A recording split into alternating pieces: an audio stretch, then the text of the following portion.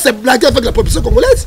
Souffrance, son peuple toujours souffrir. Papa, je me suis dit que je suis motakala, ok, Nanzambe tala na tika la motakala kwa mama na botanga pona Congo. Osakala te. Pa na tala makamozolo ba Jérémie zo kusanga kanda. No monsieur de takabileka alonga na zongi siko. Zongi fa. Ngila nyembo. Kaka ba nyembo kati. Kaka bango na bango. Ndeko na ngai président. Mandat ezali boso 2023 ezali boso. Mobutu aboyeki biso tribalisme. Tata moko Mobutu mokonzi moko ekolo moko. Mais otosuba kaka. Tango nommé to sepeli mais ako nommé moto musuté. Pourquoi ba camarade dina bazaki na ba Belgique? Confiance, confiance. Confiance c'était monsieur. Confiance au bazawana qu'est-ce qu'ils font? La présence est par terre. Mboka etambulaka na ba principe na yango fondamentaux. Pe na respect ya constitution. Monsieur, pe na ba loi fondamentale. Fondamentaux. Mais RDC je n'arrive pas à comprendre. Mboso ya yei azana droite ya kolongola na bureau provisoire wana ba destituer premier ministre ezala na mboka moko na mokilité. Ça se fait pas. Monsieur Jérémie. Ce qui premier ministre a boycotté démissionné. Ce qui président de la République a poussé démissionner par force et dans la violation de la Constitution. Est-ce qu'il y a une Constitution? Mboso a un prérogatif de mon côté. Rôle de Mboso est pour organiser l'élection définitive. Il y a bureau. Élection définitive dans le bureau. Pourquoi vous êtes pressé, Jérémie? Vous êtes pressé, vous êtes pressé, Jérémie? Combien a touché des sujets premier ministre? Est-ce que le bureau provisoire est sa premier ministre? Mboso. Est-ce que le bureau provisoire Nabino Moko et quoi sa premier ministre à solo attaque Kabila à l'obité?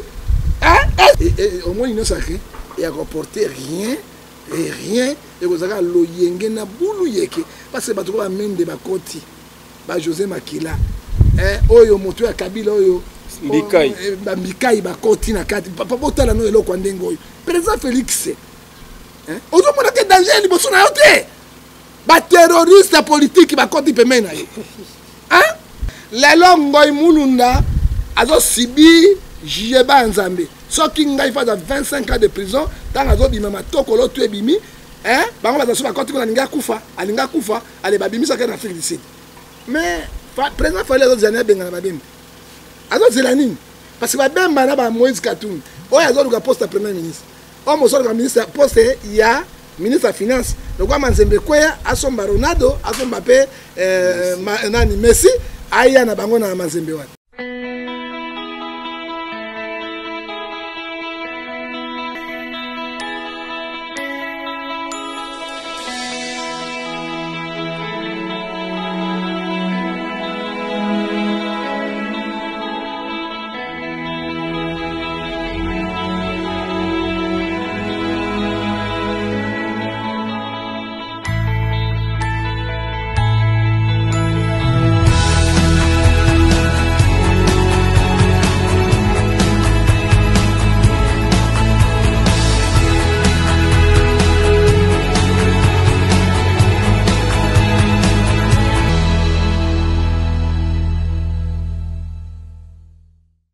Kolanda biso vraiment awa na kozala ngai mokote mokolo mwa lelo to kozala ensemble na moko ya bayiba pandisango na kombo ya Jérémie Luemba na yende to kosombiti nya makanisi ensemble na prophète John Gefande azali invité na biso mokolo mwa lelo déjà sur John Gefa TV de ozolanda biso en direct. Jérémie Luemba mbote na yo.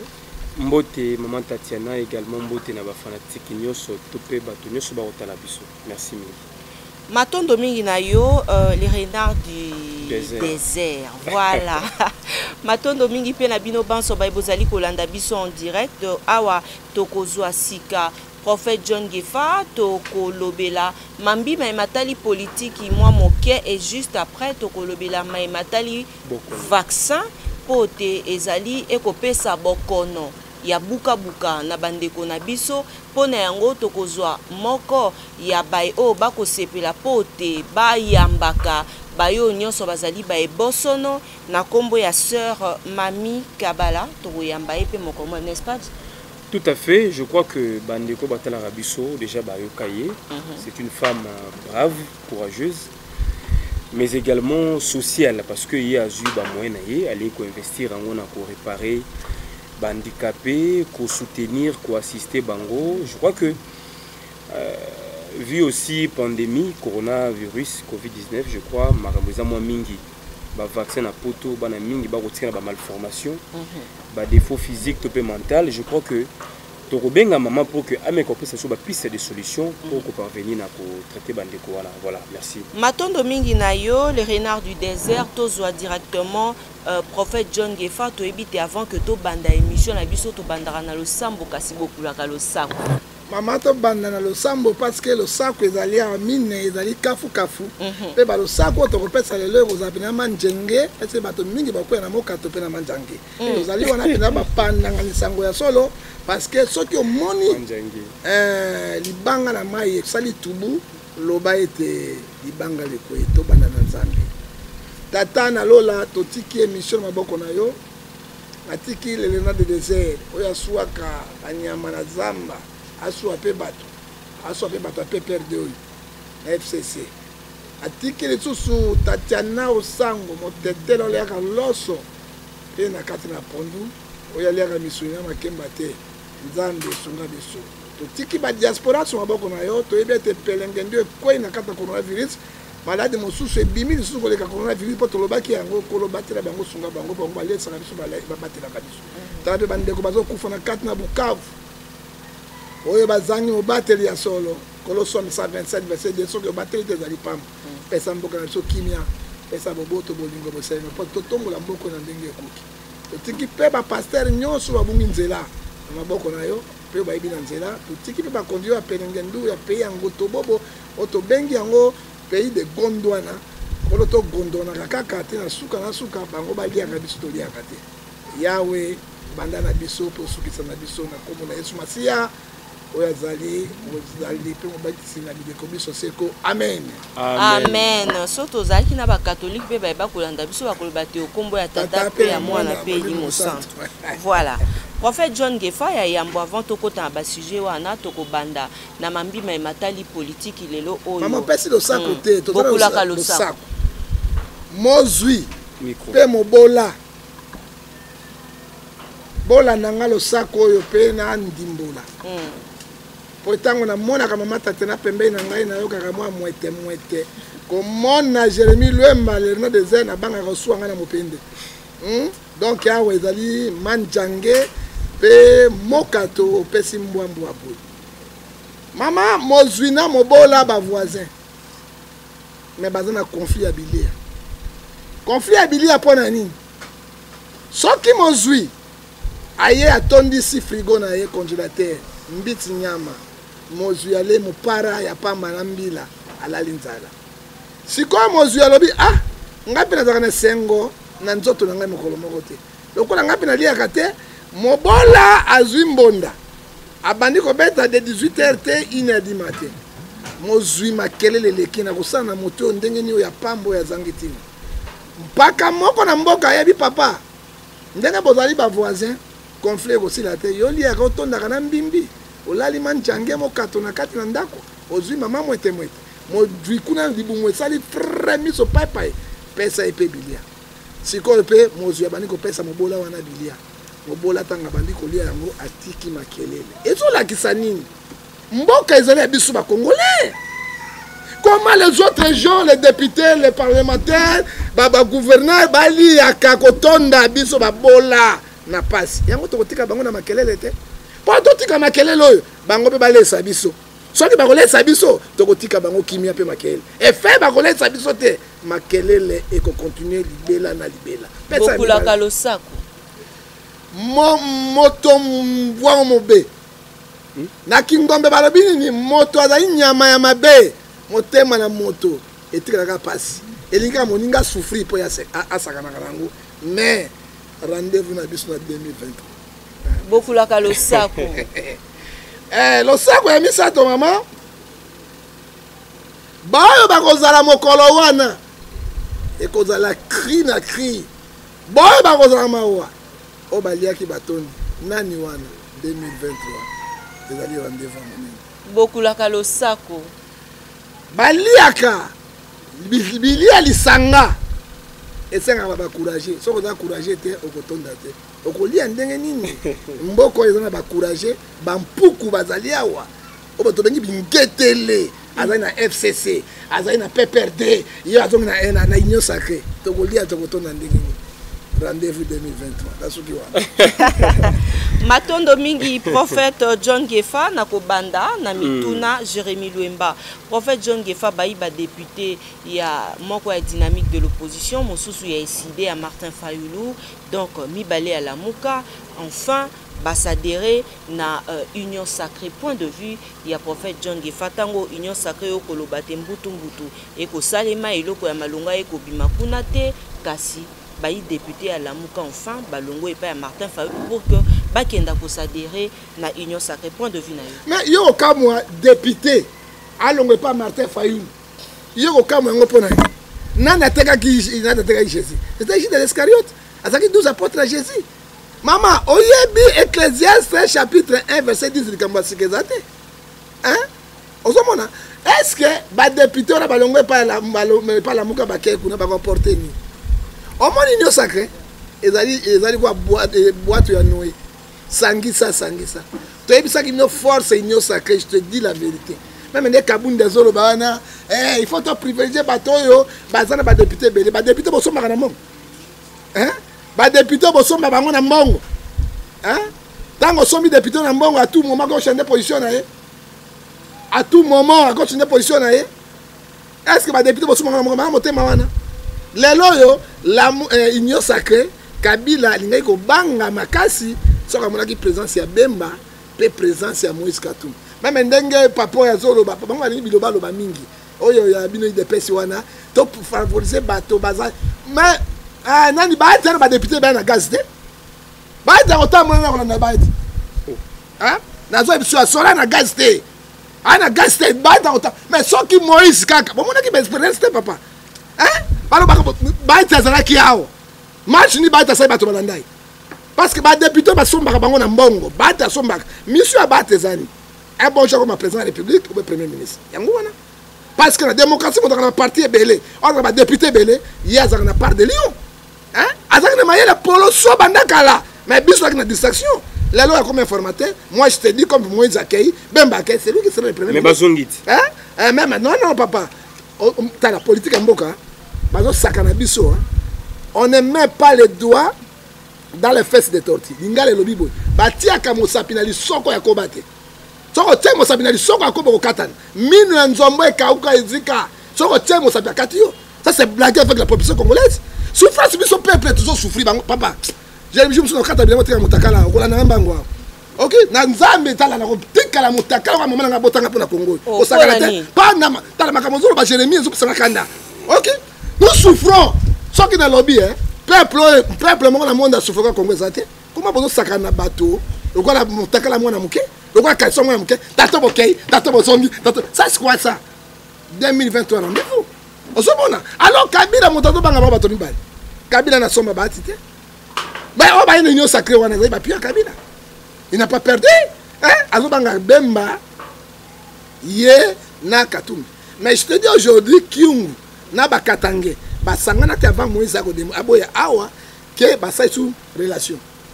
Ça dit quoi? Moïse a donné pépé pour ne pas préparer l'élection 2023. Kabila obinga na ko tia pour ma président. Yango na tuni.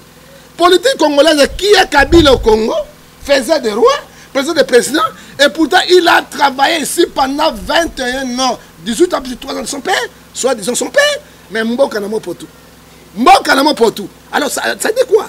Yami balé. Tango ba kei wana ko sa eloko te ba ye wana ko luka ba poste po bazo mona ba congolais so azali ba bolole na bango hein mama ekosimba te congolais afungoli miso congolais ko so ya boso bate rendez-vous 2023 parce que les dit ko sakana na peuple congolais au bazo ko souffrir mikolo yonso ce sont les gens qui n'ont pas l'amour hein Ézéchiel 36 verset 26 nzambe pesa bango mitema ya sika ya boboto ya bolingo hein au bazo sala c'est nous qui souffre, c'est la population congolaise. Oyo, Tozali na Pelengendo.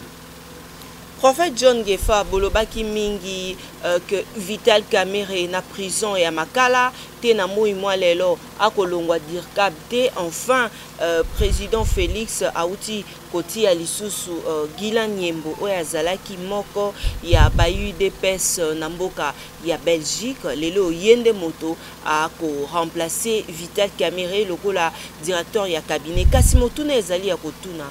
Pourquoi président Félix autour de la nomination na soit soko zali moto ya UDPS to zali moko ya bayi baninga na to pe ba proche na yete to zali kasainte système à 3 cas yango ekosila ra tete na moi lelo point de vue na par rapport na yango Vital ka comment ni mere Kamer Vital donc Kamer était oya comme dire Nyembo azaka moluba non hein pour au moins là tout solo ba président azopekisa dictature azopekisa tribalisme.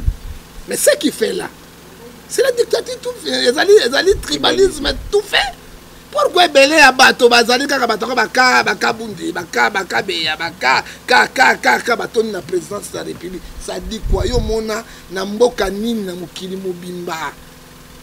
Hein? On m'a donné Vital Kamerhe ngo azala kaza ko mbouye bango, azalaki Burundais, likamopete, Burundais azalaki na tête wana mais on mbouya ka bango. Bango tuko baka loge. Yango nga komi tatuka bishi. Hein? Ngapeta dukabishi. Nazongi mwa mukeli susu, mpena kulunga pe lisusu. Lokwa ba nommer sur de ta cabinet ka alonga nazongi sikolo. Nazongi fa. Ngila Nyembo. Kaka ba Nyembo kachi. Nini kaka bango na bango. Ndeko na ngai président. Mandat ezali boso 2023 ezali boso.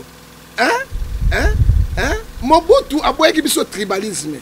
Tata moko Mobutu mokonzi moko ekolo moko. Mais otosuda ka. Oui. On nomme directeur cabinet à Saline Malam parce que jusqu'alors, Kamerhe a toujours directeur cabinet à président Tshisekedi, à Banane de Zombo, il directeur cabinet. Hein? Tant qu'on a nommé tout ce pays, mais à quoi nommer mon soutien? Pourquoi ma camarade dîner bazar na Belgique? Confiance, confiance, c'était monsieur. Confiance, au bazar, qu'est-ce qu'ils font? La présence est par terre. Hein? Même avec communication, la présence de la République, elle fonctionne à gâter. Hein? Elle fonctionne à gâter. Même le ministre n'a pas soi-disant information. C'est zéro. Hein? Ça ne fonctionne pas. Hein? Luka bato baza compétent. Bato baza na souci en boka. Hein? Est-ce que le premier ministre a la même valeur que le premier ministre?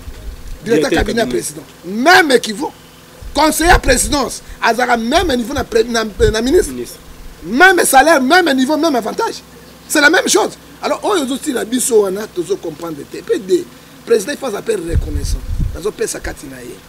Oyobi, moto yo abundaki na absence à Kamerhe, makasi, hein, directeur cabinet, on a Casimir. Hein, Casimir, on a abundaki makasi.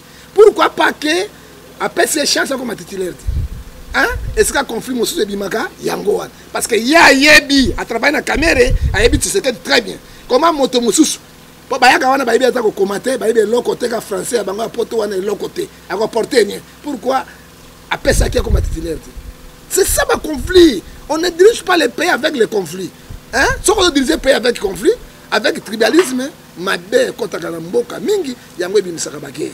Tala romona na ebisio lelo pa matatiana mbutu et que comme na kati ya kuna na kata présidence parce que il fallait reconduire qui adjoint, intérimaire, ou bien à Luka, un grand professeur dans l'université à Kinshasa.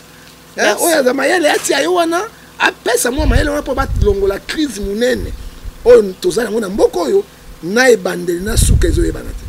merci beaucoup, prophète John Gefa. Jérémy, peut-être vous en avez tout là. Voilà, merci pour les relais, Maman Tatiana. Toutefois, on a cadre toujours actualité. Au niveau de l'Assemblée nationale, le député Barobunda Kuna. Bitumba destitution et après ministre Ilunga Ilunkamba. Et je crois que ça à l'ordre du jour, John Gefa, par rapport à l'évolution Mboka, tout le monde peut Ndeko Ilunkamba qui m'a quitté, mais avec une mission spéciale à Lubumbashi, il y a un président Kabila, autorité morale FCC. Moto a mandaté pour que Fatia nommé. Alors, quand la réalité, il y a beaucoup de niveau du Parlement et tout ça, ça crée encore notre crise. Destitution na ye oko monango lolengeni. Ndeko Jérémy Luemba, l'Elena de désert, Rena les renards des déserts. Il faut appeler les chats à son nom. Quand on parle de loup, on voit sa queue. Très bien. C'est bon. La commission POT. Très bien, très bien. Bon, ils sont bons. Ils sont bons. Monsieur Jérémy, Mboka etambolaka na ba principe na yango fondamentaux pe na respect ya constitution. Monsieur, pe na ba loi fondamentaux. Mais eloko ezoleka na RDC mboka na ngai, je n'arrive pas à comprendre. Bato balingi exhibition de pouvoir. Azali awa, il faut ça là-bas, azala awa. Assemblée nationale ba décider qui ma présidente na bango Mabunda na biro na bango. Mboso ya yei azana droit ya kolongola na bureau provisoire wana ba destituer premier ministre ezalaka na mboka moko na mokilité.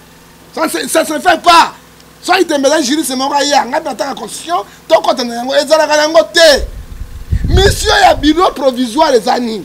Mboso zangi 12 millions. Yoka miibi na bango 12 millions. Kabunda zoloba. Na 12 millions. Est-ce que baki kotonga ta 6 millions ba bongisa même hôpital général wana te? L'hôpital le plus sale du monde ezali à Kinshasa. Bako bongisa ngote ta 6 millions. 12 millions à nini pour na ba organiser élection ya bureau définitive. Pas même 1 million, pas même 500 000. Mboka ba millions, na ba millions, les pays sont pauvres. Ndeko na ngabo banga nzambe hein. Toi otika bino mabele ote hein. So nga na kufi na kofunda bino pa nzambe. Na kofunda pe ko mona la nzambe sa bino na Congo. Oh so fundi. OK, ofunda kozwani. Okozwani ne ba député corrompu, okozwani parquet ba corrompu. Kuko sona corrompu. Ba ko bomanga ba komanga. Ba ko tsanga mondumbo na fumanga ina ngai na munoko. Boni boyko. Baba ka bino to ndenge nini? Bino na bisengo, peuple na souffrance. Bino na banini, bino na biso to zo mona loko moko te. Mais comment Mbosso a besoin de courage? Hein, monsieur Jérémy? Ce qui premier ministre a boycotté démissionné. Ce qui président de la République a poussé démissionner par force.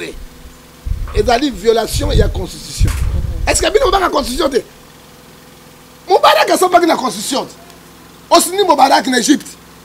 Hein? Ce qui a dit qu'il parce que si c'est Azaki général, n'a pas président. À côté qui boloko après 3 ans de ses abimissiers. Hein? Est-ce que mon qui n'a pas de batamindo wanani mindo makasi comme na Soudan? Hein? Comment Ebel Béchir? El Béchir. Tikangana loba na yebiango. Elbel to Béchir to Béchira tikangana loba. OK? Mais bon mon qui n'est pas milité constitution ibeko. Mais ce que to lobby ni motomo kaza di coller mi be côté. Mi bengo ça sera président de la République. Mi bengo kanga premier ministre et kanga généraux et kanga batoyoso. Mais tango bino bozo violer yango babi conséquence na ngo kilipe mbanga ntaba. Lelo ya bino lobi ya banini. E ko suka bon. Premier ministre. Tanga moni Mbosso azana prérogatif mon côté. Rôle ya Mbosso ezali pour organiser élection définitive. Ya bureau. Ya bureau. Élection définitive na bureau. Pourquoi vous appréciez Jérémy? Vous appréciez vous êtes pressé Jérémy? Hein? À combien a touché? A touché de ce premier ministre. Est-ce que bureau provisoire quoi sa premier ministre? Mbosso. Est-ce que bureau provisoire na bino moko et quoi sa premier ministre solo attaque Kabila ngo lobité? Hein? Est-ce que bureau provisoire ezali partout dans le monde et ça les makate? Mbosso a organisé na 12 millions na 5 mboka mobole hein mboko tobengi yango pays de tobengi yango Gondwana parlement de Gondwana basa misala Gondwana hein mais à côté basa la motion moko ya ko destituer premier est bino mona yango wapi yango moni ya Lukamba avandi ya Lukamba to Lukamba asa pe loko te ya Lukamba ngo eloko pété premier ministre moko agbetelo to mona na monde te bande botam ibikala biseka seka c'est ka jupe na so chambokani bande à côté états obima rien au moins ta premier ministre monsieur Moussa Soukana badi banga o amwela za kina ni wana Bruno Tibala. Bruno Tibala. Moi dans moi lango na ya zonda moi loko muke par exemple dans moi lango. Oh ya kota ka biseka seka. Mais nous comprendre Bruno te être un premier ministre frère, président de la République. Vous êtes aux alliés travailleurs et à peuple. Faut travailler. Il faut travailler peuple à sentir. Mais tu sentir la Bruno te. Kaka ba fête ya minene ba inter ba memilingi 2023 les alliés rendez-vous. Yango monete akeneke pa Kabila. Donc la Kabila nzambe à Congo. Hein? Il faut pas l'oukayer. Hein? Qui est Kabila au Congo? Kabila est un sénateur. Ceux qui peuvent faire candidature en 2023, on appelle sénateur ou quoi Kabila. Nambongoni. Hein? Nambongoni, maman. Hein? Nambongoni. Quand Nambongoni, moi pour tout. Parce que anti élection ni ça les marana ma futa Nambongo na ebi ba élection ba député ba bango et puis pour ba nommer bango ba nomaka bango ba futa bango ba mbongo mais Nzambe a sala quelque chose. Alors il faut Kabila loba pona makambo salem. Mais bien le Kabila na pouvoir te. Pourquoi vous négociez avec Kabila? Non, c'est entre eux et FCC non. Ma FCC c'est autorité morale ça bango. Mam papa. Moi je te promets aujourd'hui que bureau Assemblée nationale président Anga Outaka na FCC. Kasi tozo c'est la successeur ya Mabunda na perçoit FCC et vous atoyer bango le 3 février. Bon bango le 3 février FCC ça dit quoi? FCC ça zo mené kaka. Bati ko mouiller bato pam. Bon siko tango ya luka makepa Kabila ko ebisane. Oyebela Kabila ko ebisane. Potia bango na pelengeni. Na poloso. Kondima démission te. Bloqué. Bloqué yango. Tango kondima démission te bako longola yo par force. Dans la force, et dans deux, ou bien mon boule bimina mboka, ou bien coup constitutionnel, et Zumakamo Nanzela. Donc, crise autozana yango, bana yakibana mboka, bana mokilibo sambela parce que le mal peut se produire à tout moment. À tout moment, le mal peut se produire dans le Congo démocratique, peut dans la ville à Kinshasa, peut toleli, parce que on n'a jamais vu politique les autres pas. Il n'y a pas la solution. Nakati ya République démocratique du Congo parce que au cas ba forcé au cas oh le papa mbosso mais bien ça mbosso mo peut perdre ah mo un peu non au cas ça les loko il y a le kamba longwe violation trouble ko bima et c'est le moment où ba kabundi bazwa mayele hein na ba tu ya présidence na ba conseil malamu ba été le mal est défendu bah c'est là élection définitive. Après l'élection de le ministre de reprise, il y a la motion, il y a destitution, il y a premier ministre.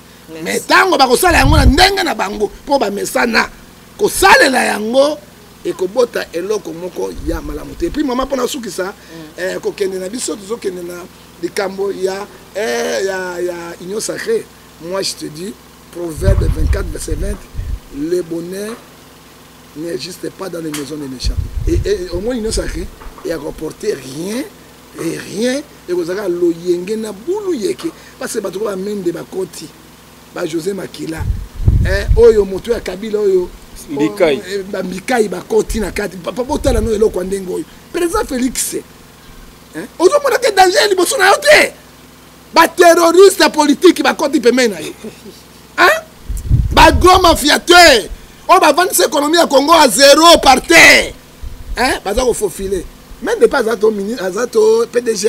À l'invité pour se m'apprécier. Hein? À l'ingrid soussouni. Alors, bateau, je ne m'inquiète pas quand tu vois. Hein, papa? Kabunda Rosani. Ils ont un bombe atomique parce que l'eau comme un. Merci beaucoup.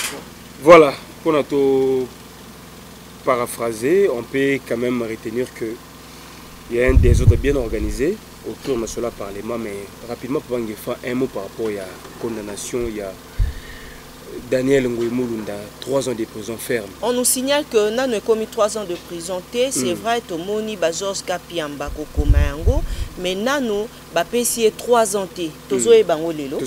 Soki, il y a frais, ils ont 3 ans. Mais balobi 3 ans wana, ils ont proposé qu'il y ait 5 ans. Il y a prison. Bakakoli. Ouais. Coca-Cola té mais ali. Pas ko solo la nanu. Coca-Cola kakate. Non l'avocat zani. Non l'avocat ils allaient ko défendre. Par contre tu as prison condamnation à 10 ans. Il y a qui ont négocié aujourd'hui 10 ans, 5 ans ou bien 7 ans. Maman, au moins nous avons tout sambela. Hein? C'est pour ça que la Bible nous dit ceci. Moi je ne serai pas politicien à cause de Bosamboulou. Matthieu 6:24, tu ne peux pas suivre deux chemins à la fois. Au moins, il y a incitation à la haine. Hein? Attention, monsieur. Mutuna na yo, réponse yangai. Nani abane ko soma minduki yao? Sengo imulunda. Un pasteur. Minduki to abane ko somba, abane ko tumbango. Est-ce que yon so l'état contrôle yango? Yami balé, un pasteur, c'est lui qui donne la paix. Alors tu n'as pas d'incitation à la haine. Oh, Bible, c'est comme ça. Pasteur teka boningo. Mission yango imulu ngo kabila go vanda kuna na minduki azwa ebele. Oya bomba na Katanga partout à la sécession de Katanga. Ozoka et comme la République. Et puis un pasteur côté les mains, on peut ça ba incitation à la haine publiquement boy. Hein? Oyebi Matthieu Jean 23 verset 20 23 lobi o to kangi na sekanga na son lo la pena nase. Et puis to kama susu na Matthieu ni susu to lobi kama na Romain. Romain sur 13 verset 4, les magistrats sont les ministres de Dieu. Hein? Tout ça, il faut respecter bango. Pas quand tu as solo, pas quand tu as solo. Talango et mulunda. Aki okwe na mulimo ya ngoto bobo ya pelengendu bango et mulunda basala mabia. C'est dans l'exemple cabinet 2011 pour Aki Katangé. C'est quoi mulunda? Est-ce que tu sais qu'est dit mulumba le défunt et puis na kabila ba va voter puis na kabila ba tu sais dans mulumba. Ngoy mulunda motabi ale kisai kabila parce qu'il était Katangé. Galate 67 lobby c'est que Kabila Katangé. Katangé te va faut filer ko Katangé ngapila na na muluba te na faut filer beta tuka bishiti. Nos congolais. Nos congolais.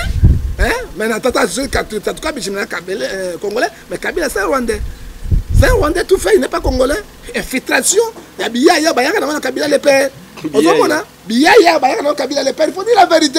Les longoy mulunda azo sibi Jeba Nzambe. Ce qui il faut 25 ans de prison dans la zone de Tokolo tu ebimi hein bango bazaso bakoti ko alinga kufa ale babimi ça en Afrique du Sud.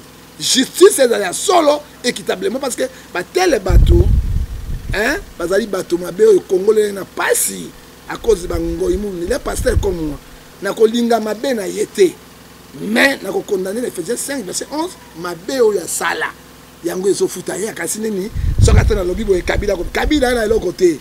Kabila na président, Kabila premier ministre, Azan est l'autre côté, Azan sénateur. Hein? So pour Kabila bon sana kuna les lotés makamoso ko changer, pelle le peuple a telemi. Ngoy mulunda Azan ko mériter ya solo justice ensemble ça et puis amokili peine na 3 ans ya muke, ba ko pesa ta 10 ans. 12 ans plus 2 ans mususu ya travaux forcés. Pour na aye ba iloko ya sala.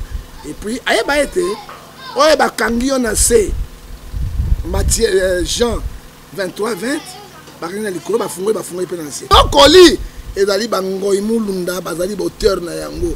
C'est lui qui sème le vent récolte la tempête. Merci beaucoup Bandeko Balandi, beaucoup la kalosako. Mboa suimboa ebandi.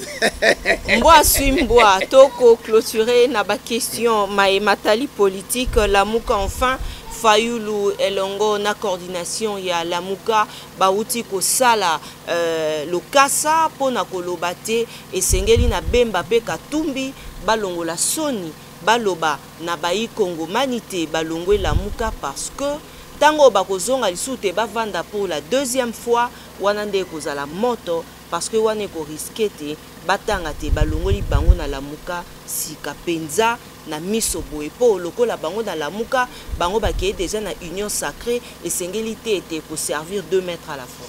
Maman to lo baloko nini mais bakabundi pe atika biloba lo ba mingi hein kabundi zo lo bateke bemba longoli bango bana batebelete ba député belete lelo ba ozomona ke il blague avec la maman confusion totale na politique congolaise hein ezali confusion non bilo nga bango hein natina moi kolandela ngo ezati hein ezali mawa mingi mais président fallait les années benga na bemba azo zelani parce que ba bemba na ba Moïse Katumbi oya azo luka poste premier ministre o mo solo ministre poste ya ministre de finance donc kwa Manzembe Kweya asomba Ronaldo asomba pe nani Messi aya na bango na Manzembe wana mais monsieur Katumbi yango wana pa dingalo kumu mboka ya bino te ya okende na bayuda te na Tel Aviv kuna bango bakende kuna te kaka nde batingama na mboko Congo nayebi te bajefere bakola mboka biso tozali oyo bajeremi lwem motete la solo deka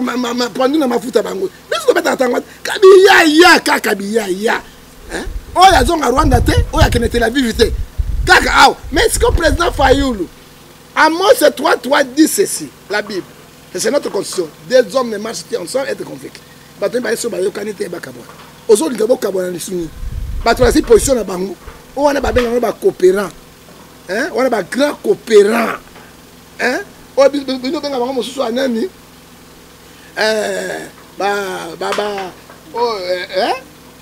ba courageux politique bazanga soni ata ebolo pene ya rouge ya kuna na masoko na ya akokipe te ok bolo pene ya rouge atie awa akota ba courageux parce que bemba koza soni ndenge balobaki na Tshisekedi akoza na soni oyo moyuda na tina te bango baka na soni te akoza na soni tala lelo moto bokritikaki ye lelo bozolandelaka ye ezolakisa nini tala nsima zonga moto ça dit quoi soki baboyi kolongwa po soki obe bakuna zonga lamuka il faut batalamuka babengana bango bazali so na droit ya kotia makolo parce que bazali okola bavirus ebola kombo na bango ezali ebola coronavirus B donc bakoya mpona koboma lamuka ekufa mais lamuka na peuple parce que bazali na objectif na bango mboka nyonso il faut position ezali na monde alors bino bolinga opposition te bolinga kaka nini pouvoir bozwa yo mona bamende te ça dit quoi mboka ezali na pourriture totale wana ko olongwa te prophète John Gefa soki tongi toyoka yo par rapport ya ba vaccin et bakoluka kopesa bana na biso moko bakoloba te ba mama tozwa vaccin wana po te to mi batela na bokono eyeli biso na kombo ya COVID-19 yo koloba ni mama nalingi ko bakisa mwa mungu ape mokoloto ndenge mama babi ada mami te babi kabala mama na egaisola ntula nina bengaisi 1600 votes ale koloba nini akamata mokanda ya Apocalypse 13 verset 18 soki tomoni na Apocalypse chapitre 13 verset 18 si ya 666 ezali kolakisa nini nouveau ordre mondial pour contrôler le monde mobimba mission na bango liboso ba réduire peuple mais bango ba réduire peuple ndenge nini bango ba sa peuple te on sa peuple za nzambe bako bimisa ba fléau mosusu batu ya science ba mo peuple mabe pour éliminer batu alors au moni ta ba na miketo mona ba tongwe ba bukabuka mingi ya bana ba tobola bango ba koma ba ebosono okene ba village natal partout plusieurs bosono or que tonga ba ko tobola moto pe pesa solution mais or que tonga wana ba ko pesa bato ya ba kolokoto ya mangwele ezali ko détruire bato ebele buka yango mona kete ba mindele na bato ya mayele basuka ki kaka wana te loko bana mission na bango ba détruire mokili ba silsa nombre ba diminuer nombre ya bato ba ko bimisa mon pepo ya coronavirus alors et tout l'axani soki bato boli bino tongana comme obligatoire avant voyager obligatoire avant na kisasa obligatoire et tout l'axani ni tango ba ko tobola bino contrôle mondial sikoyo et qu'on contrôle place bino nyonso bozali ya mibale na tongo bakotia wana bazana ba petit piso batia yango na kati ya yango et puis si wana ozo na toilette kotala yo obeta njobi makembe se bazota ils ont maladie mais ils ont maladie ba cancer et puis to moi moto mususu avandi ba tobeto ngana zole bi munene kola lokwa ngulu moso mona komi kiseng ozo mona biloko moko oyo mindele disons les présidents africains bon fungola mission na bino vous êtes là pour protéger la population mais bon te ka bango na misoloté c'est que nous voyons nous sommes arrivés au temps de la fin oyo antichrist abimi à part coronavirus oyo ya injection yo to ko na système motaka na 666 akena na banque akozambango fele hôpital ofele transport ofele yango yo pose mais oui non ngai na totala na ndeko ya yango to moyete ba système ya carte bancaire et comme la carte bancaire na yo okomi kaka obeti et puis mais ici il y a 666 tu es contrôlé partout dans le monde. Et tu as un Nzambe, a fungola ba bwana biso biso ba chrétien, totalement pour to koya na motambo yo ya Satan. Merci beaucoup Jérémy. Oyebi ndenge ya zoloba ba maman ba sacrifier kapena bana mingi te. Parce que ba maman de ba souffraka mingi. Et bon tout le monde a appelé basi ba femme politique bazali ou ba côté ba occultisme. Mais qui donc ezali côté nyonso. Ezali ça dépend na motu ce qui sert babi kabala zoloba boy azana expérience na yango. Est-ce que biso moi si aboya na makasi papa? Et dans la biloko, so na bomi était fait nyoko na bomba bano aboti na bango pas mon passe, c'est ça le problème. Mais ceux qui mobile moi si aboy mobile, akobati na bana na ye, c'est ça le problème.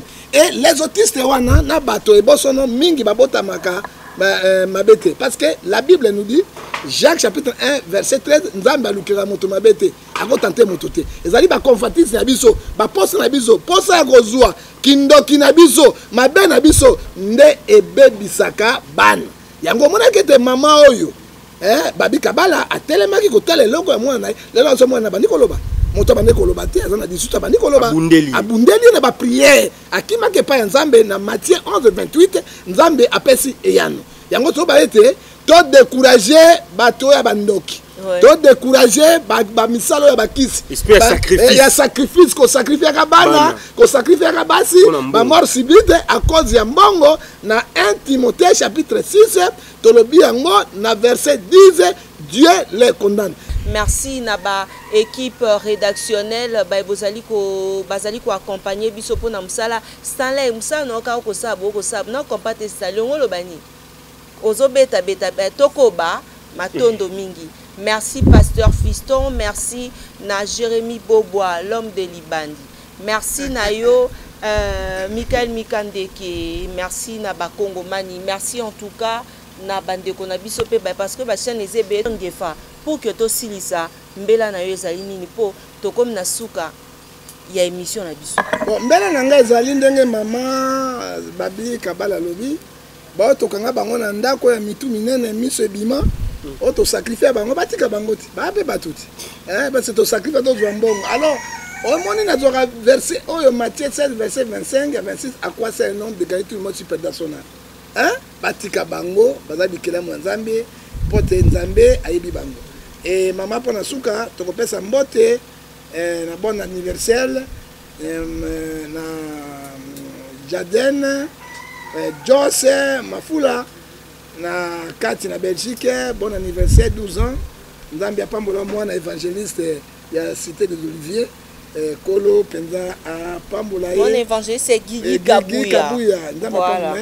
Francis Mandinga na Belgique Kolo apambola yo na bana nyonso ya rivière na kati ya Belgique nzambe apambola bino et to suki si penza na mbela nyonso bon nyonso bazolanda biso Kolo na biso apambola biso parce que mission ezalaki ya été to découvrir bato mosusu bana souci ya bato lokola ba ndeko mwasi oyo babi kabala mama na bebosono azana souci ete tomeka kosunga bana oyo tanga koya je crois tokotemisa bango po ete losambo pe ete azana bango po azana bolingo lokola mama nzambe apambola bango. Matondo mingi le renard du désert aussi sanayo. Voilà, merci beaucoup maman Tatiana Osango, merci na papa Ngifa. Je crois que bato batali biso baza tout à fait d'accord na biso. On a eu le temps de brosser pratiquement l'essentiel de l'information, de l'actualité, mais on va aller sous prochainement avec force et détails pour nous sur le Marambo Etali conflit mapango na Kinshasa, Marambo Etali réalité à vie à Kinshasa na papa Ngifa parce que là on a partagé les plateaux avec notre consoeur, donc voilà on n'a pas eu beaucoup de temps de tout dire, donc ça c'est la vérité. Alors il y a un conflit au niveau de UPN Wana, avenue au Congo numéro 14. Bana, papa, bana, maman, baroué la lopango. Je crois que nous avons Sabino Ango. Les gens disent qu'on a Bisso Junior, plutôt Ndiko Carlos, Joao depuis la Belgique. Donc il y a bien qui Bisso, expliqué Bisso de Saint Heureusement avec beaucoup, avec force et détails, dans l'émission Zalikoya, na papa Ngefaka Ndengolo Baki, mais pendant que la moins extrait. N'est pas sur place, tel qui te découvre situation sur le terrain, n'est pas parce qu'il témoigne en tout cas ta poto. Ce que nous sommes à l'opéra en Kinshasa, il faut d'abord s'informer. ke bana mapango ya baconflit bamapango ya baconflit to ana ndeko moko akoko invisible bakangaki ye po azalaka na mikili ya poto alobelaka mpe mambima ematali ekolo lelo oyo azali oyo aza na aner oyo aza na présidence azomonana te prophète John Gefa babiloko wana il faut to dénoncer yango ndeko moko mosusu abimi azotekela bato bamapango baterrain en ligne bokeba bandeko soko za na ndeko na omoko moni o bandeko ba opesa confiance te parce que la plupart bato pe ba ozongisa bandeko na biso poto sima e bandeko na bango oyo babotami na bango awa ozaka na moninga to musubo mekaka pe epa ya baninga na bino kovanda to bandio alo mama Tatiana alo prophète John Gefa alo Jérémy Bokendo tel biso lopango fele otamboli na carburant na ngamoko non botika otinda biso ba bisala mo ya bongo tinda carburant to koma otindi olobi to kende ko vérifier oui bandeko nanga quand même ata bino moko ero mam na assemblée zo wela na kuna biso toza ba pandisango ngai mama Tatiana za journaliste politique en tout cas na lobaka engagé oui j'assume yango ano moni babilo musuton bobenga biso likambo ya ba conflit parcellaire kosomba bisomba sombate renseignez-vous ezama wa mingi parce que ezobomisa même bato bon empoisonnement assassinat biloko nyonso même na kata famille même na kata famille nous sommes là pour na aider bino et puis ngai mama nanga za victime ya lopango na okende makama lopango wana mwana bando longa mama tangu Tatiana za kiboete mama nanga ba botolier lopango na commune ya Bumbu. Donc, nous filmons la minité, c'est vrai, la déontologie, na biso, et a permis. Voilà. Mais Fatia, l'état de droit, moto azali na droit na yeba pesa ye. Basombi lopangu ya na leki a changé ba mikanda et tout. Bande robo ça la très attention. En tout cas, na leki a envie. Ah, ke ba kolia maman. Ah, mais Tatiana, non, parce que ouais, bandoki yango wana. Ndoki gentil. Attention. Donc baka ezali ebele. En tout cas Jérémy na kosenga tozongi penza boye toyo obeta ba masolo wana to kozala yango pe to la sabato ete ba fungola mitu. Nous sommes là, on peut vous aider. Maman Tatiana lobby bandeko. Oui, Mathieu disait cette lobby. Hein? Na neuf lobby de l'ouvrier mais du salaire. Tant yo tinda biso to kokini. Mais to ken na moyen nini? Faut des carburants. Merci en tout cas aussi ici émission na biso Jérémy. Donc on remercie rapidement le docteur Simon Mundemba, depuis la Zambie, un docteur congolais très compétent.